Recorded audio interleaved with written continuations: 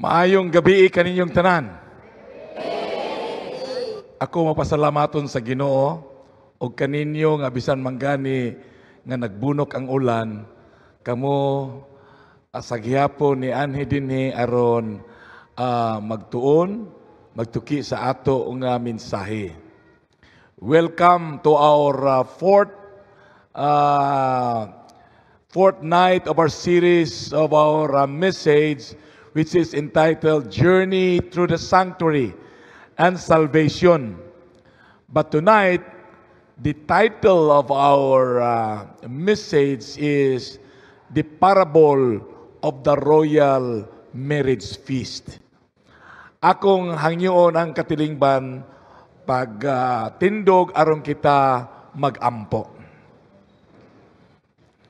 O Diyos nga makagagahom sa tanan, kami mapasalamaton nga imong gihatag ang balaang espiritu nga maggiya kanamo paingon dinhi sa balay alampuanan aron kami magpadayon sa pagtuon sa imo nga mensahe.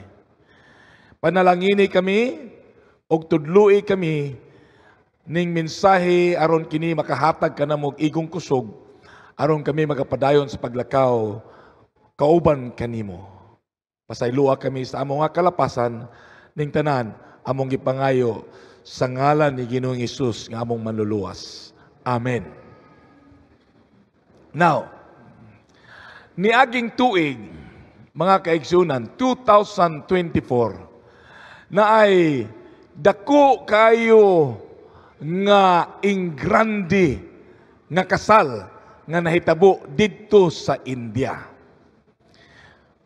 Ang gikasal mga kaigsunan, si Anand Ambani o si Radhika Merchant. Mga Indian mga kaigsunan. Unya, kini si Anand Ambani, anak kini siya ni Mukesh Ambani. Pinakasapian sa tibok Asia mga kaigsunan. Ang iyang network is $116 billion. Dili kini pesos mga kaigsunan, $116 billion. Siya isa ka pinakasapian sa tibuok nga kalibutan. Pero dinhi sa Asia, siya ang pinakasapian.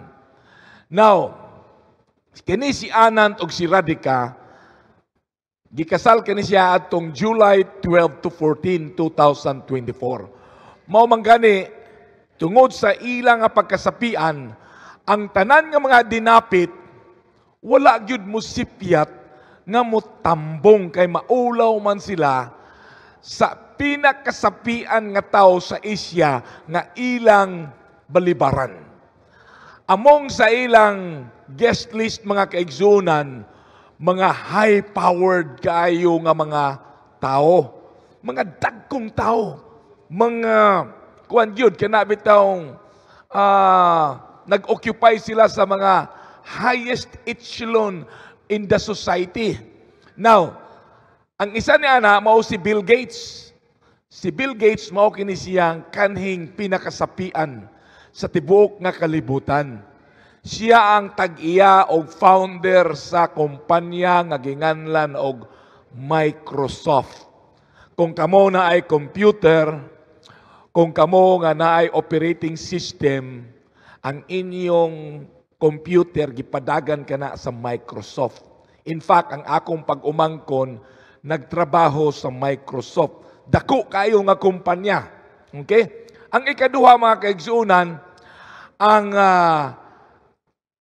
invited guest nga wagyud misipyat pagtambong, one of the top 5, siguro top 3 nga pinakasapian, which is Mark Zuckerberg.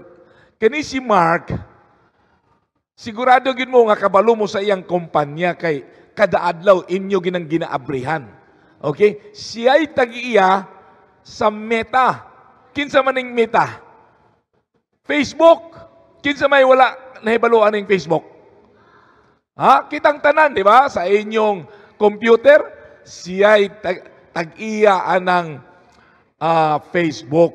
Alright? Now, ang ikatulo, si Bill Clinton.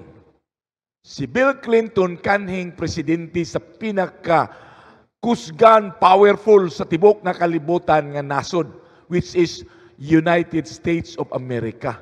Kauban sa iyang asawa, miadto didto. Mao kana si Bill Clinton. Naapoy mga celebrity. Kana bitawng artista, maayo mo kanta, si Rihanna. Niadto dito, nitambong. Ikalima, si Justin Bieber. I don't know kung unsay mga kanta ang ilang panganta, pero pinakasikat kani sila nga artista sa tibuok nga kalibutan. Naapod si Taylor Swift. I don't know, kaning Taylor Swift, bugat man kayo nga artista, I don't know kay di man ko mahilig aning mga moderno nga mga kanta, pero wala gyapon siya misipyat pagtambong ni ana. Napo dinhi nga wa nako nabutang dinhi sa akong listahan kanhing Prime Minister sa United Kingdom si Boris Johnson. Mi-attender gihapon. Nagkadaiya nga mga invited guests nga mga sikat in celebrity and in the business community, miadto didto mga kaigsunan. Kay kini si Mukesh Ambani, ang amahan ni ining gikasal mga kaigsunan, sapian kayo ang iyang negosyo, nagkadaiya lang gikan sa trading, paingon sa technology, naapod siya'y negosyo sa power generation. Kaning nag-supply sa mga kurente.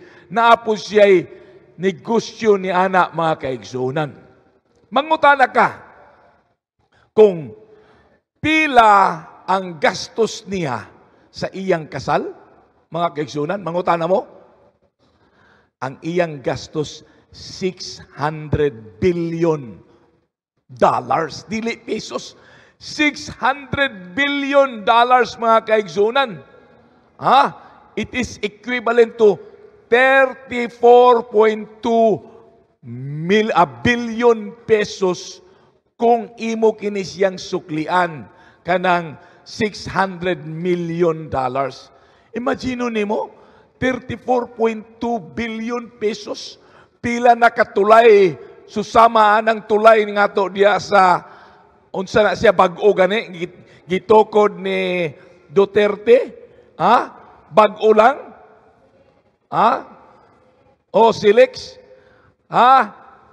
pila na kabuk matukod ni anang 34.2 billion. Imagine, gigastos lang sa isa kaadlaw, asa pipila kaadlaw aron pagsaulog sa usa ka kasal mga kaigsunan. Pero matingala ka, abi ni mong dako na kayo nga kasal, it rank only second in the history of the world nga pinaka-expensive kaayo nga kasal. Kay kinsa man di ay ang pinaka-expensive nga kasal?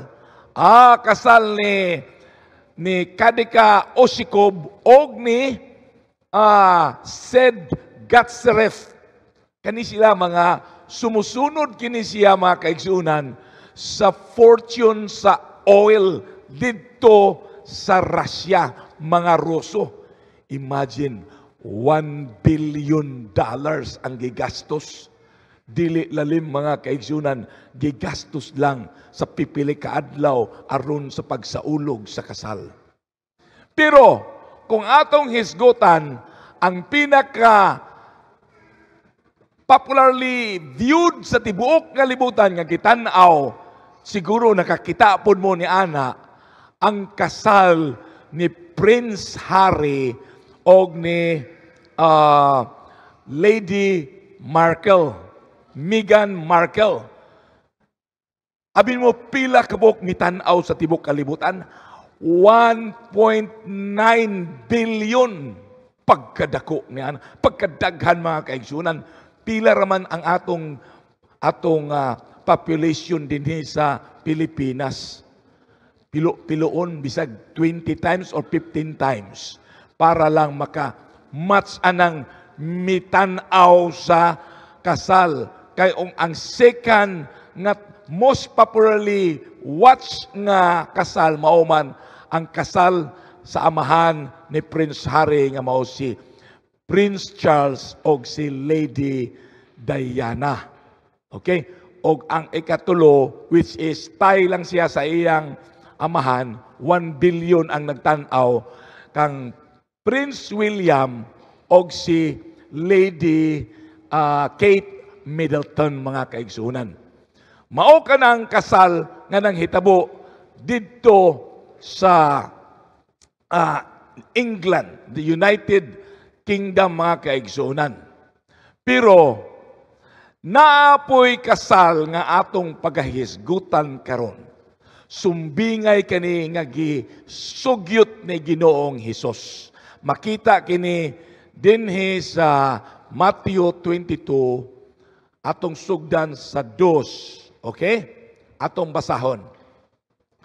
The kingdom of heaven, ang ginarian sa langit, parehas kuno sa usa ka hari nga nagpreparar sa usa ka dako kayong kumbira tungod kay naay kasal sa iyang anak.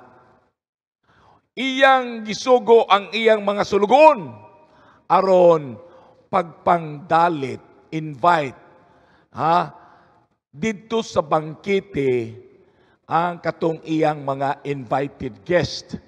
Pero nagdumili pag-atender sa kasal.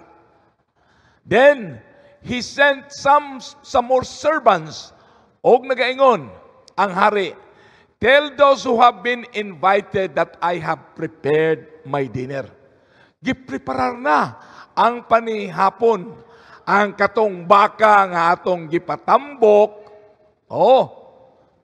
gikatay na o giluto na. Everything handa na kayo. Andam na, mga kaigsuunan, ang panihapon. They just have to come to the wedding banquet. Pero sa versikulo 5, nag-ingon, they paid no attention and went off. Wala ragid nila gibali-bali. Ang isa, miadto sa iyang uma. Ang isa, miadto sa iyang negosyo. Mga kaigsunan, kiningas sumbingay, gisulti kanini Ginoong Hesus didto sa templo aron iyang ipadungog sa labaw nga saserdote ug sa mga parisiyo. Kay dako kayo ang ilang kabahin niini nga mensahe. Now, padayuno nato ang bersikulo sa 6. Unya katong tao nga mga tao nga gidapit, mga kaigsunan, ila man hinuong gipangdakop ang katong mga sulugoon sa hari. Ilang gipang gapos, gimaltrato nila og ila paganing gipamatay. Unsa kay buhaton sa usa ka hari, mga kaigsuunan? Siyempre nasugo, mao man gani nga iyang gipadala ang iya nga mga sundalo og mibungkag ni adtong ilang mga syudad nga ilang gipuy-an og ilang gipamatay sila. Unya gisunog ang ilang syudad. Then nag-ingon siya sa iyang mga sulugon, ang wedding banquet is ready. Andam na ang panihapon.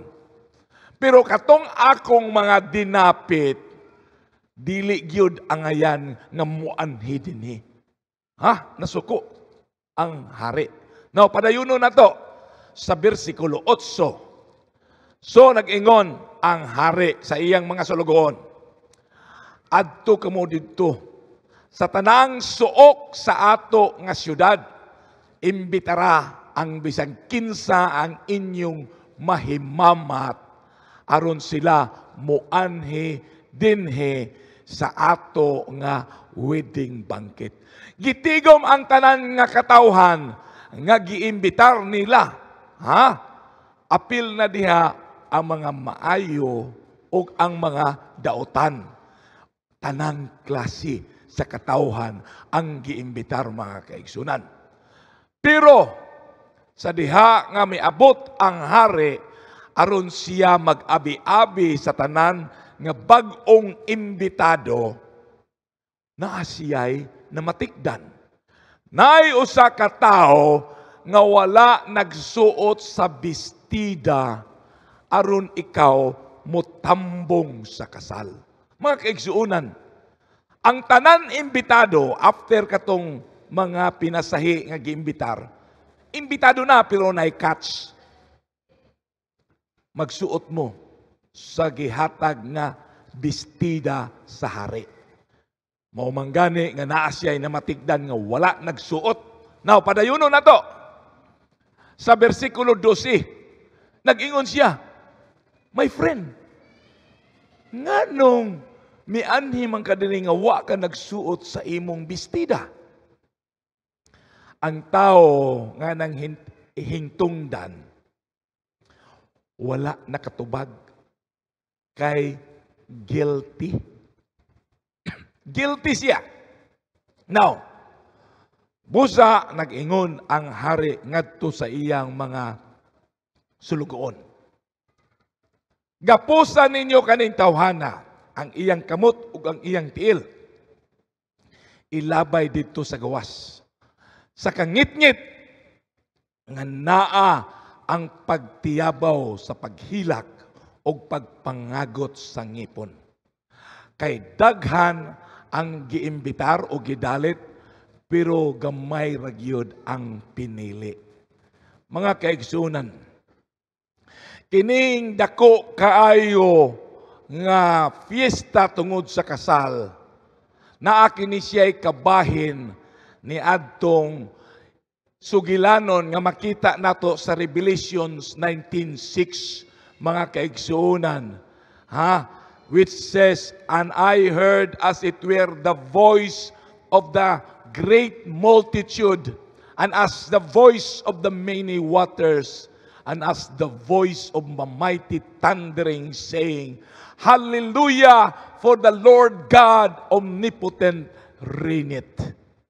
Mao kini siya ang culmination sa kadaugan sa mga katawhan sa Dios nga nagsaulog sa ilang kadaugan, kay sila gikuha na sa ilang manluluwas o sila nagsaulog sa ilang kadaugan, mga kaigsunan. Aron atong masabtan ang sumbingay nga gisugyot ni Ginoong Hesus, ato kining hiwa-hiwaon sa 5 ka bahin. Okay. Ang unang bahin niya na makita anang Matthew 22:2-7 nga atong gibasa. Si Ginoong Hesus mao kana ang anak sa hari. Para atong masabtan. Nay hari, nay anak, ang anak mo'y kaslon. Si Ginoong Hesus mao ang anak sa hari. Now, ang ikaduha, ang hari nagpadala sa mga sulugoon aron sultian ang katong mga dinapit. Kaning mga dinapit, mga kaigsunan, special people kani. Pinasahi duol sa kasing-kasing sa hari. Special people. Mao kini ang mga Hudiyo, kanang mga katawhan sa Israel. But they were so busy to attend. Daghan silag mga gipanghimo. Bisag isa na lang unta kaadlaw aron sila mo attend, wala man gyud nila himua, mga kaigsunan. Busa ang hari nagpadala na usab og lain nga mga sulugon to remind them. Wala nagmakuli ang hari aron lamang sila matagaan sa pinasahi kaayong nga treatment, kay ngano special biya siya nga tao. Kung special gani, murag pahimutang o special gud ang imong treatment alang kaniya. Dili ordinaryo. Pero gi-ignore lang sila unya ang sulugoon nga gipadala sa hari. Gipamatay naman gani hinuon. Busa nasuko ang hari. Iyang gipamatay kining mga tawhana. According sa mga kinaiya ni atong mga Middle Eastern customs, mga kaigsuunan, ang kasal kaniadto susama sa ato karon. Muhatag kag invitation very long time before moabot ang kasal, mga kaigsuunan. Unya, maghatag na pud sila og pasidaan kanang before moabot. Before moabot ang kasal. Now, ang buot pasabot ni anak, mga kaigsuunan, for 1,500 years, ginadalit ang katawhan sa Israel o ang Hudiyo, mga kaigsuunan, nga sila ang pinasahi o special people sa Ginoo. Pero sila nagdumili sa anak sa Diyos nga si Jesucristo. Maumanggani sa Marcos 1:15, nag-ingon si Ginoong Hesus sa kanila, the kingdom of God is at hand, naana dinhi ang ginharian sa Diyos. Pero dili nila madawat si Ginoong Hesus. Kaya nga naman, nataw lamang sa usa ka pasungan. They were all expecting that their Lord or their Messiah mangluluwas matao sa usa ka harianong palasyo aron sila pagaluwason niya. Mga kaigsuunan, ang imbitasyon o pagdalit ngadto kanila, mga kaigsuunan, was rejected many times. In fact, ang maayong balita nga naay kabahin sa ilang kaluwasan was preached long time ago, way before Jesus Christ was born. In fact, in Exodus 25:8, nagaingon ang Ginoo ngadto kang Moses, and let them make me a sanctuary so that I will dwell among them. Kay kanang sanktuaryo, ilustrasyon kana nga nagtudlo ngadto kang Hesukristo. Ang invitation, mga kaigsunan, ngadto kanila confers high honor, pero wala lang yun nila kini gitagad. The call to the wedding feast was done again before and after Jesus was crucified. Even the prophets before him were persecuted, and 12 disciples, and even the 70 elders, including Stephen, were killed, and Stephen was killed in 36 AD. So shortly after nga namatay si Stephen, giimbitar na ang tanang katawhan nga mahimong invited guest to the wedding feast of God. Ikaw ug ako naanay kabahin karon sa atong kaluwasan, mga kaigsunan.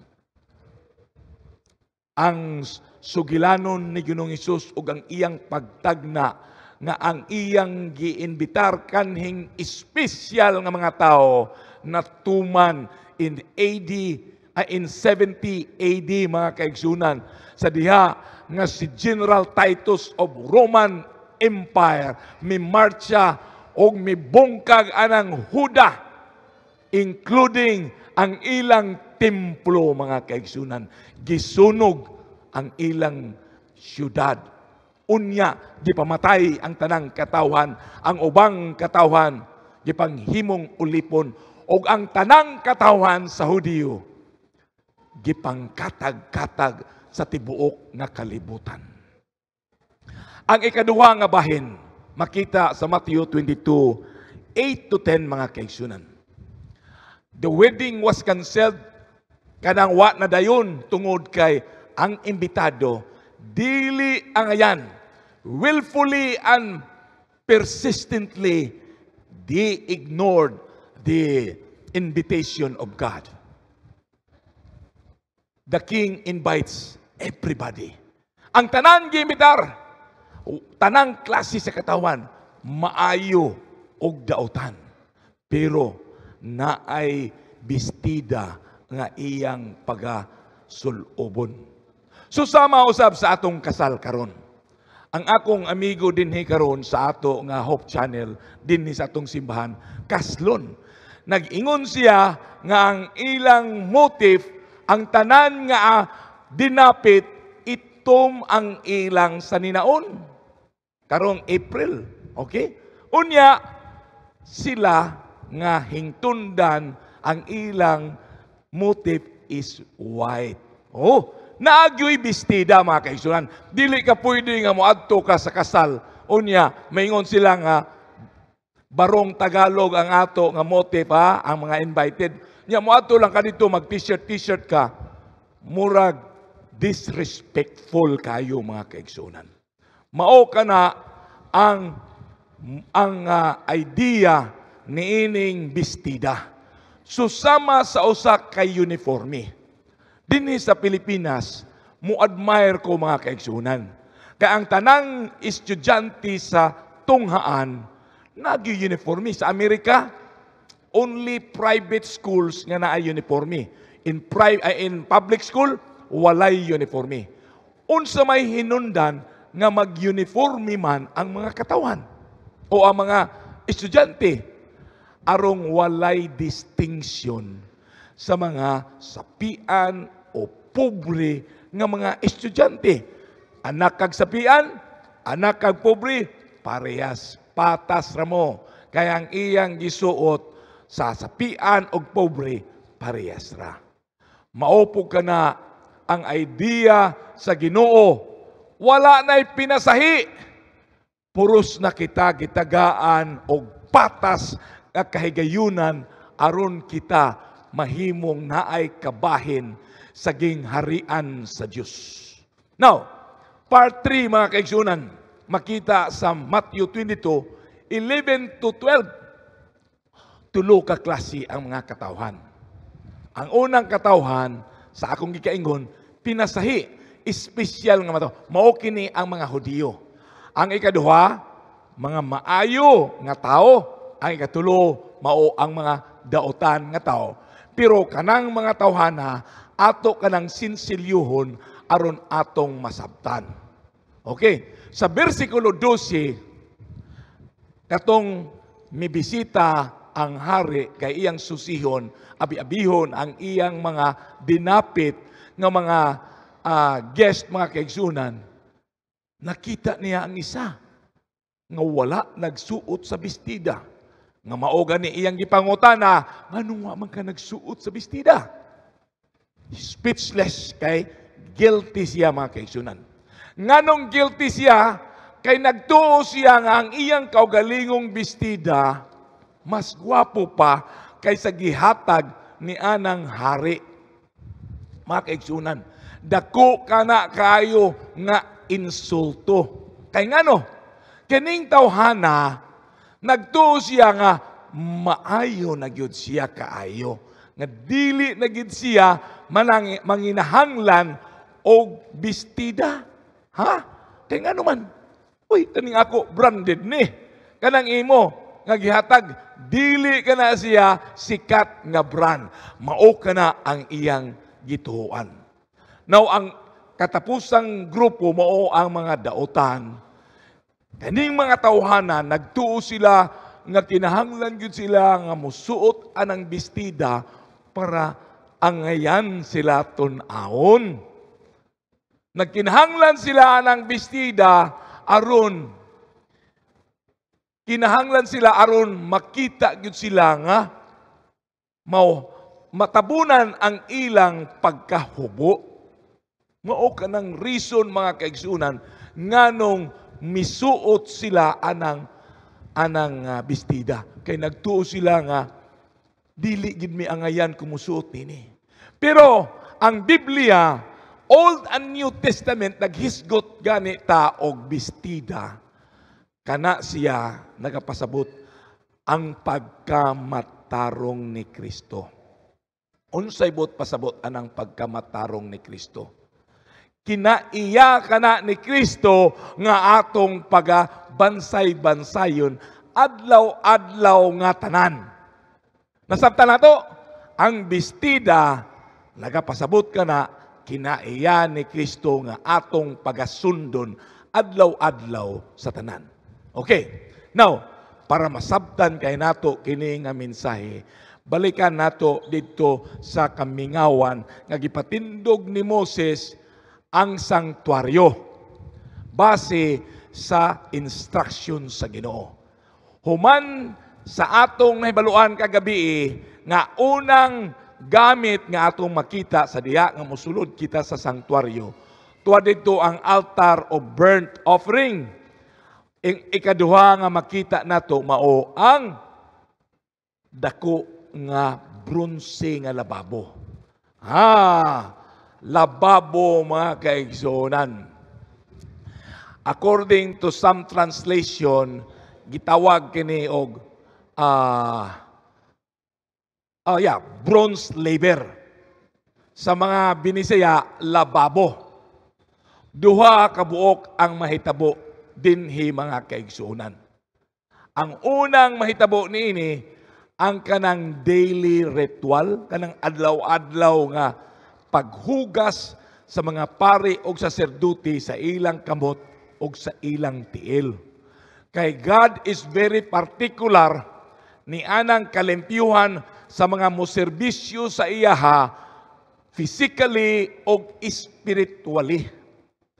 Dili gusto ang Ginoo nga moserbisyo kaniya hugaw o ngil-adta at tubangan sa iyaha o sa tao. Okay? Gusto niya nga angayan ka, maayo ka, nga moserbisyo kaniya. Now, kinahanglan yun maghugas. Ang ikaduha, once in a lifetime consecration. Kasara ni mahitabo sa kinabuhi sa saserdote o sa pare. Kanang murag ordinahan sila o i-consecrate sila. Okay. Mga kaigsuunan, sa diha nga silang i-consecrate, sila pagaliguan. Of course, naagi na siya gamay nga enclosure nga dili sila makita ang ilang pagkahubo. Liguan sila, please remember, liguan sila, dili sila magligo sa ilang kaugalingon. Kay ang instruction sa Ginoo, si Moses na gyud ang muligo nila. Bisag sa permiro nga pagkataon nga giliguan sila ningon siguro si Aaron nga iyang magulang. Moses, ayaw kog ligui kay nakoy duha ka kamot, pwede ko mokuha anang kabo o nya akong ibukbo sa akong kaugalingon o ako ray manglugod. Nag-ingon si Moses kang Aaron, ayaw Aaron, kay mao kini ang pahimangno sa Ginoo. Ako ra gyud ang pwedeng maligo kanimo. Unsa may rason yana? Mga kaigsuonan, wala nay bisang kinsa nga makahatag kanimo og kalimpyuhan kundili si Hesukristo. Busa di ka pwede magligo sa imong kaugalingon. Kay si Moses was a type of Jesus Christ. Simbolo siya ni Kristo. Human nga malimpyo na siya, siya pagkabistihan. Uy, ingon man si Aaron, asa man ang akong bestida? Nang ingon si Moses, ali, kaya ako kang suotan sa imong bestida. Grabe po, ikaw lang yapon mo suot na ko. Yes, si Moses gihapon ang musuot sa iyang bestida. Nga naman, unsay rason di ini? Wala nay laing nga makahatag kanato sa pagkamatarong kundili si Hesukristo lamang, mga kaigsuonan. Mao kanang reason. Jesus is the only one who can give us the righteousness that we need, that is pleasing in the eyes of God, mga kaigsuonan. Now, human siya nabistihan, nahugasan, nabistihan, siya pagadihugan sa dugo o sa lana. Ang dugo, mga kaigsuonan, simbolo ka na siya sa kapasayloan sa atong sala. Pinaagi sa pagpapas sa atong kasaypanan sa dugo ni Kristo. Mao ka na ang gitudlo ni anang pagdihog sa dugo. Asa labit dihugan? Sa imo nga dunggan nga tuo, sa imong kumagko nga tuo, o sa imong tiil nga kumagko sa tuo. Now, human ni ana, pagahidhiran na usab sa lana ang imong tuo nga dalunggan, tuo nga kumagko, o tuo nga kumagko sa tiil. Thank you sa inyong pagpaminaw. Unsa may buot pasabot ni ana. Ang lana simbolo kana sa balaang espiritu nga magahatag kanato og kusog pagdaog sa mga kalisdanan og pagsulay og temptasyon sa atong kinabuhi. Kusog gikan sa balaang espiritu. Now, nganong sa dalonggan, nganong sa kumagko nga tuo nga kamot, nganong kumagko sa tuo nga tiil. Nganong sa dalonggan, aron kung ikaw gidihugan mga kaigsunan, maminaw ka lamang sa pulong sa Diyos. Naminaw mo, nalipay ko mga kaigsunan. Okay? Pulong sa Diyos, dili ng mga pulong sa lain. Pulong sa Diyos. Ikadua, nganong sa tuong kumagko sa imong tiil. Kay imong buhaton ang mga butang nga makapahimuot sa Diyos. Wala na kay laing himuon pa kundi ang makapahimuot sa Diyos. Now, dito sa tiil kumagko nga tuo.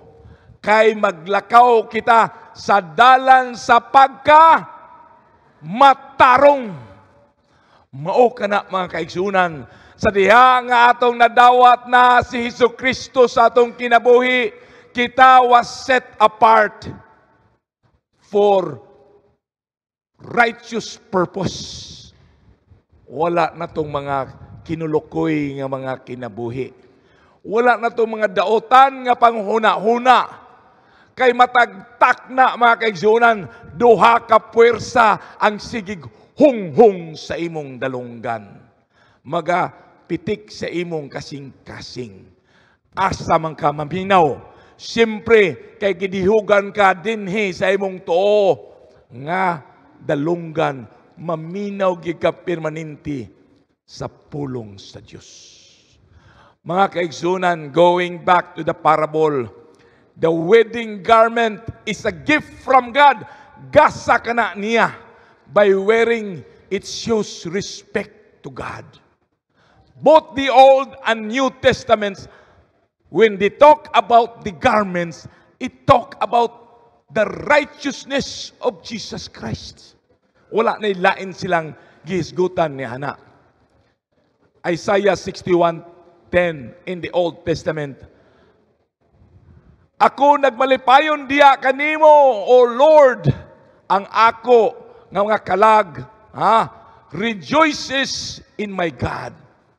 Kay iya akong gibistihan sa bestida sa kaluwasan. Ug iya akong gipagwapo ni anang bisti sa pagkamatarong. Mahimutang gwapo at tubangan ni Kristo. As a bridegroom adorns his head like a priest, and as a bride adorns herself with her jewels.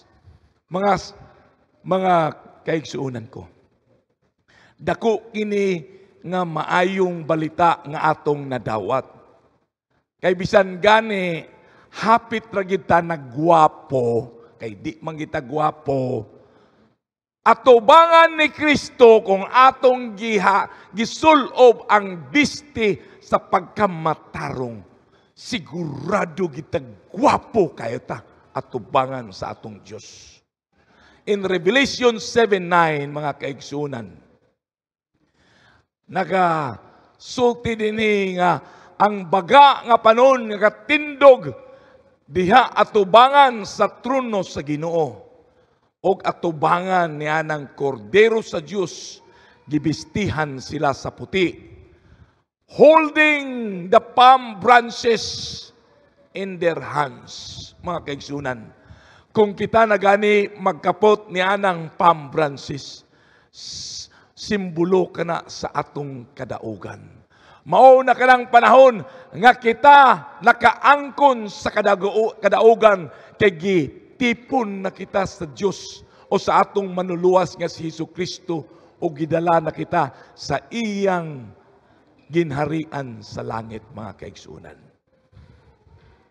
Now, the wedding garment. Kung kinsa katong nagmadaugon, kinahanglan gyud sila magsulob ni anang bestida nga puti. Og dili nako papason ang ilang ngalan diha sa libro sa kinabuhi. Og ako silang i-acknowledge before my Father and His angels. Revelations 3:5. Revelations 19:8, mga kaigsunan, tell us that we are clothed with the righteousness of Christ, which has become ours. Ang pagkamatarong ni Kristo na himong ato kay simply because we are willing to put on the clothes of Christ's righteousness. In this parable, mga kaigsunan, Jesus is truly concerned about those professed Christians nga nagtawag silang kaugalingon, sumusunod ni Kristo. Pero dili sila o nagdumili sila pagsulob sa bestida sa pagkamatarong. By marriage, sa kaminyon, it is a union, panaghiusa sa katawhan o sa Diyos. Ang tanan, mga kaigsunan, gitagaan og panahon aron mahimong kabahin niya ng blissful union with men for eternity. Mao kini ang dramatic twist, mga kaigsunan. We are invited as guests of our wedding sa anak sa Diyos. Kita lang ang witness. Pero sa diha nga mi-attend kita, nahimo diyan kitang hingtundan. Nahimo kitang bridegroom sa ato nga pamanhunon nga mao si Kristo. Dili ba kana usa ka dako nga dramatic twist sa atong kinabuhi, mga kaigsunan? Ikaw naa kay crush, unya nahibal-an nimo nga minyuon ang imong crush, ug nahibalo ka nga dili ikaw ang minyuan, gitagaan ka og invitasyon, pero pag-attend nimo ikaw man di ay ang kaslon. Pagkadako kayo nga maayong balita, mga kaigsunan. It was full of dramatic twist sa atong Kristiyanos nga kasalitian. So we know that the garments that we talk about is the righteousness of Jesus Christ. So unsa man di ay kining righteousness of Jesus Christ? Ang mga theologians, mga kaigsunan, mahilig sila mosinsilyo sa mga term. So ang pagkamatarong ni Kristo, ila kining gihiwa o ilang ginganlan o imputed o imparted righteousness. Kaya ang righteousness, ato mang nahibaluan, bestida kini siya ni Hesukristo. Colossians 2:10 nagingon, and ye are complete in Him, which is the head of all principality and power. So, imputed righteousness, mga kaigsunan, mao kini is what qualifies man for heaven. Kay nga naman, mao kini ang gasa ni Kristo nga mao ang gugma niya, sakripisyo niya, o grasya, mga kaigsunan. He died for our sins. He paid the price of our sins. And so, kita iyang gilukat, mga kaigsunan. Wala tay gihimo bisag isang kutiting sa atong pagpaningkamot aron ato kining maangkon. Kay gasa man kini. Pero kay gasa man, ato kining pagadawaton pinaagi sa pagtuo. So, we need to accept by faith, mga kaigsunan, arong kini mahimong epektibo nga gasa. And that is the righteousness, what we call imputed righteousness. Imputed righteousness, sa diha nga matubang kita kang Kristo, hingpit na kita, linuwas na kita, mga kaigsunan. Pero unsa man kini ang imparted righteousness? Mao kini ang ebidensya nga ikaw usa ka linuwas nga tao. Dili man na pwede nga dawaton nimo si Kristo unya sa diha nga daw gidawat nimo si Kristo ugma mibalik na ka sa paghimo sa daotan. Walay ebidensya nga naa si Kristo sa imong kinabuhi. Imparted therefore is the evidence that Christ is working in your heart. Christ is living in your heart. Mao kana ang ebidensya, imputed and imparted. Imparted ebidensya, ang imputed mao kana ang gasa sa gugma. But remember, dili nimo sila pwedeng buwagon para mahimong epektibo ang pagkamatarong. They come in one parcel.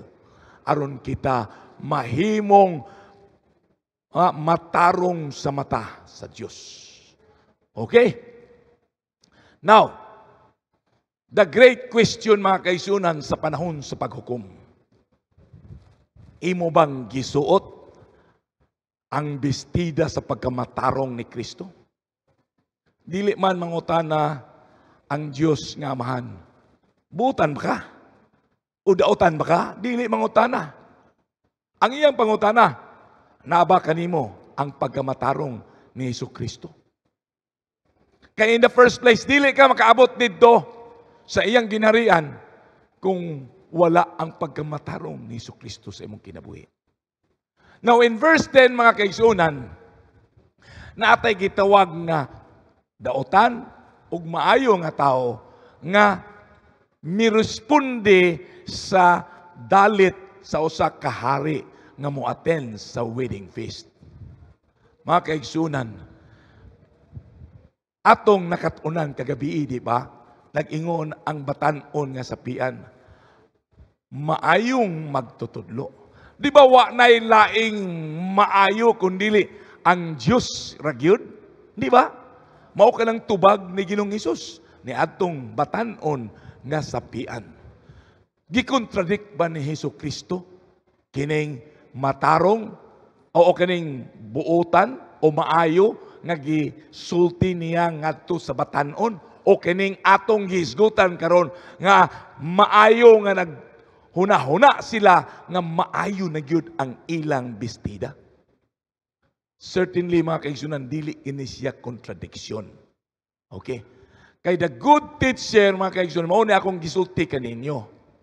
So, clearly, kaning mga maayo, mao kining mga tao nga magdumili gyud pagsulob sa pagkamatarong ni Kristo. Kay nagtuo sila nga ang ilang gisulob branded og maayo pagyod, pero in the sight of God mas hugaw og baho pagyod nga gaming atubangan sa atong Diyos nga amahan. Pero the Sermon on the Mount, si Jesucristo nagsugyot ni anang maayo nga mga tao. Kini sila nga mga tao nag-ingon didto sa kapanahon, sa katapusang panahon, kay wa sila gipasulod didto sa ginarian sa Dios. Naingon sila, dili ba, o Dios, nga kami katong mga tao nga nagahimo sa maayo sa imong pinaagi sa imong ngalan? Dili ba nga kami mga tao nga nagahimo pagpang-abog nga ng demonyo sa imong ngalan? Dili ba kami ang mga tao nga nagtagna sa mga ulahing adlaw, mga kaigsunan? That is in Matthew 7:22. Pero unsa ang tubag ni Ginoong Hesus kanila? Sorry, wala gyud ko kailan ninyo. Sakit kaayo, mga kaigsunan, kung ato ka nang mabati nga pulong gikan kang Ginoong Hesus. The righteousness that qualifies Christians for heaven is the righteousness of Jesus Christ, mga kaigsunan. Kinsa man ning mga daotan nga mga tao. Matthew 5:3, Blessed are the poor in spirit, for theirs is the kingdom of heaven. Kaning mga daotan nga mga grupo sa tao, kanang ilang gibati bitaw nga dili sila takos at tubangan kang Kristo. Ilang gibati nga, makasasala gid ko ba? Ano man yun? Makasasala ko. Nagkinahanglan ko sa tabang ni Kristo. Nagkinahanglan ko sa balaang Espiritu. Muna nga ako gining dawaton, kining bestida, nga gihatag sa ako sa hari, aron ako mahimong angayan at tubangan niya. Kaya wala man ko'y branded nga mga sanina o bestida. And it will cover my nakedness. Mao ka na ang mga dautan. Nga tao, nganlan din ni sa sugilanon o sumbingay ni Hesukristo nga mga dautan. Nganong gikinhanglan man nato kining bestida sa Ginoo. Kay ngano, hubo kita at tubangan sa atong Diyos. Hinumdumi nga si Adan o si Eva sa diha nga sila nakasala kay nisipyat manggid sila sa paghimo sa kabuton sa Dios, mga kaigsunan. Nakita nila ang ilang kaugalingon, hubo og makauulaw. Unsa ilang gihimo? Niadto sila sa suok, nagtabon sa ilang kaugalingon, pero dili man lang sa tibok nga panahon sila magtabon sa ilang kaugalingon. Busa, at their own initiative, nagtahi sila og bestida. Unsang klaseng bestida, mga kaigsunan? Ha? Sako? Dahon! Salamat kay nagtuon ka mo, mga kaigsunan. Dahon, ila kining gitahi. Unya, pagtahi, nakita taon sa Diyos ang ilang dahon nga gitahi. It's not a better clothing. Nakita niya, naluoy ang Diyos. Busa gitagaan niya og mas maayo nga bestida. Unsa nga klase? Ha? Unsa nga klase? Panit sa karnero. Pastilan, mga bright, mga kaigsunan. Panit sa karnero ang gihatag sa Diyos kanila. Nagtuo mo, asa man gikan ang panit sa karnero. Gikan sa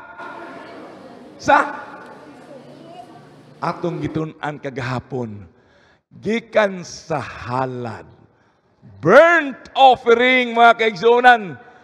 Ang tanan bahin ni anang halad nga mananap in the offering of burnt offering, except ang iyang panit sa karniro pagasunugon. Kay ang panit, bestida ka na sa pagkamatarong ni Kristo. Mao kato ang gihatag ni Adan o ni Eva, mga kaigsunan. Busa sila natabunan sa ilang makauulaw nga pagkahubo, mga kaigsunan. Now, padayunon nato ang sad part, mga kaigsunan. Matthew 22:13, then the kings told the attendants,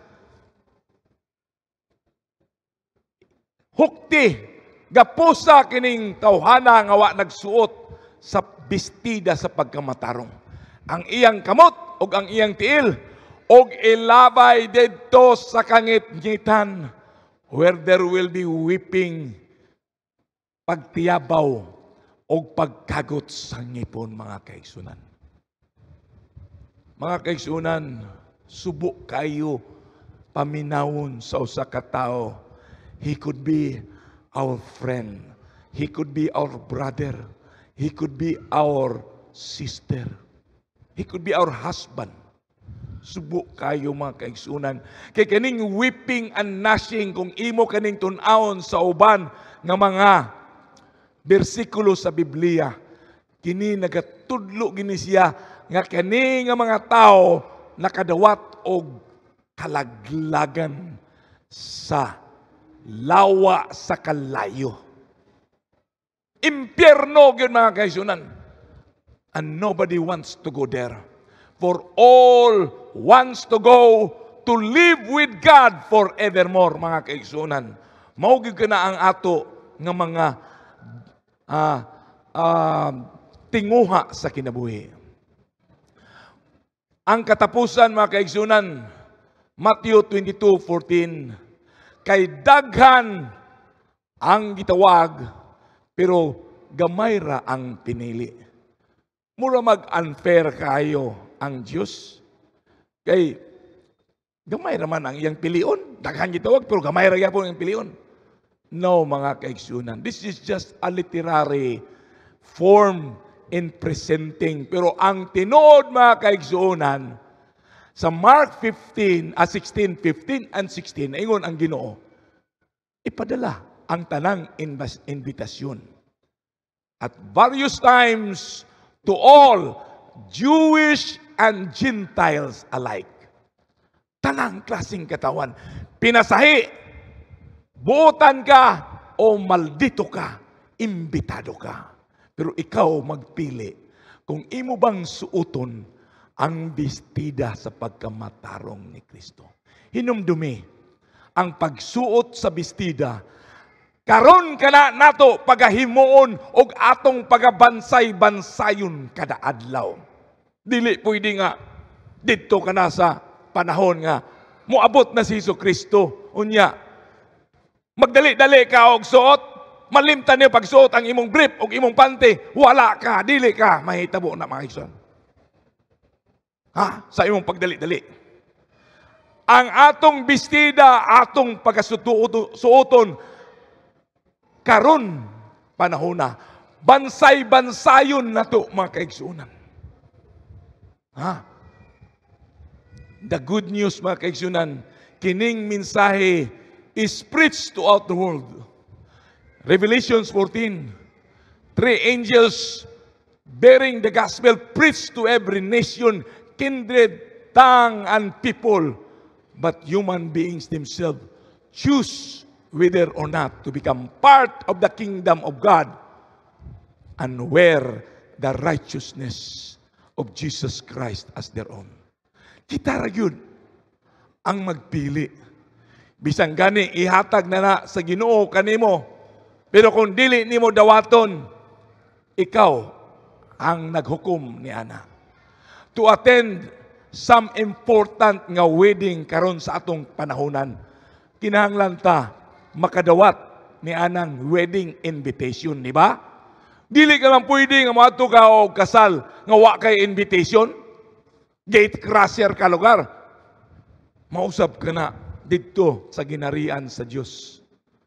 Ang imong katungod nga makatambong ka kung naa kay bestida sa pagkamatarong ni Jesucristo. Now, Galatians 3:27, isulob nato si Kristo sa atong kinabuhi. Maumanggani kung kita moatubang sa atong Diyos, kita magasulti. Thanks for the invite, Lord. Kung sabi ni siya pa, salamat sa imong pag-imbitar kanako, O Diyos. See, tanawa, gitsulob nako ang imong bestida. Mao ka na ang atong itubag sa Diyos. And God would say to us, come, inherit my kingdom prepared for you from the foundation of the world. My friends, sa diha nga kita bautismuhan sa tubig o sa Espiritu, atong isulob ang pagkamatarong ni Kristo. Kay iya man kanang gihatag nga kinaiya kanato sa panahon nga ato siyang pagadawaton. David, si Salmista David, in Psalms 48 nagaingon, ako yung ikalipay, O Diyos. Ang paghimo sa imong kabubuton, kay ang balaod naana sa akong kasing-kasing. Di ba atong gihinumduman kagahapon? Nga ang balaod gisulat sa Diyos sa duha ka papan nga bato. Pero ang iyang tinguha isulat sa atong kasing-kasing ug ibutang sa atong alimpatakan aron atong masabtan ang kabubuton sa Dios nganong sa atong kasing-kasing aron atong higugmaon ang balaod sa Dios. Sa diha nga kita mosunod sa balaod sa Dios, dili na gyud bugat ululan ang pagsunod kaniya kundi kalipay ug kalinaw sa ato nga mga kalag, mga kaigsunan. Jesus himself said in John 15:10, I have kept my Father's commandments. Matthew 24:44, we should always be faithful unto God, my friends, mga kaigsunan. Kay ngano, dili nato mahibaluan kung kanus moabot ang anak sa Dios. Revelation 16:15, blessed is he that watcheth and keepeth his garments, lest he walk naked and they see his shame. Mga kaigsunan, kung ikaw tumutuo ni Kristo o gusto nimo isulob ang pagkamatarong ni Kristo o imong pagabansay-bansayon ang iyang kinaiya sa atong kinabuhi. If you believe that, mga kaigsunan, ipakita sa inyong pagbarug dinha sa inyong gilingkuran. Ipakita ang inyong pagtuo ngadto kay. Salamat, brother. Salamat, sister, sa inyong pagtuo, mga kaigsunan. Ato nang bansay-bansayon kini ang atong pagtuo inubanan sa pagsunod sa kabubuton ni Kristo. Kay kini mao ang pagkamatarong ni Kristo. Mao kragyud kini ang passport nga ato maangkon ang ginharian sa Dios. Atong iduko ang ato nga mga ulo aron sa pagampo. O Dios, salamat kayo ning maayong balita nga kami di ay gitagaan nimo og kapanahunan o kahigayunan nga mahimo kaming kabahin ni anang imong ginharian. Salamat sa pagkamatarong ni Kristo nga imong ihatag kanamo. Amo kanang pagadawaton og isulob sa tibuok namong kasing-kasing aron kami makapadayon sa paglakaw kauban nimo. Pasaylua kami sa among nga kalapasan ning tanan among ipangayo sa ngalan ni Ginoong Hesus namong manluluwas. Amen. Atong tawgon ang mag-aawit aron mohatag kanato og maanindot nga mensahe sa awit, mga kaigsunan. Thank you, thank you.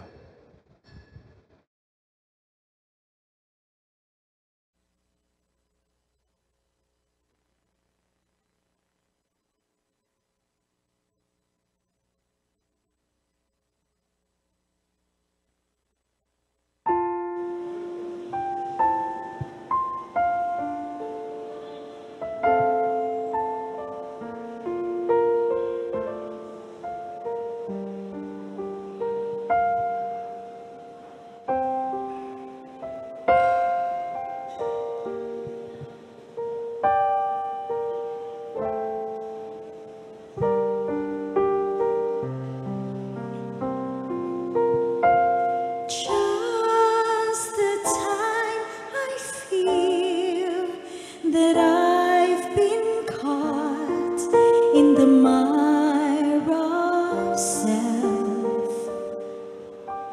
Just the time I feel my mind's been bought by worldly wealth.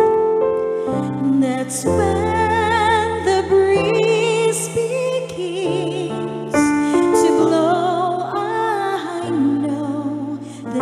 spirits call, and all my worldly wanderings just melt into His love. Oh, I want to know You more, deep within my soul. I want to know You. Oh, I want to know You, to feel Your heart, to know Your mind. Looking in Your eyes, tears up within me, cries that say, I want to know You. Lord, I want to know You more.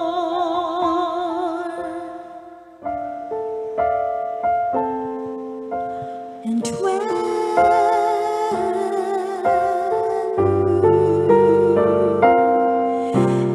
when my daily deeds ordinarily lose life and song, my heart begins to bleed sensitivity to Him is gone. I've run the race but set my own pace and face a shattered soul. Now the gentle Lord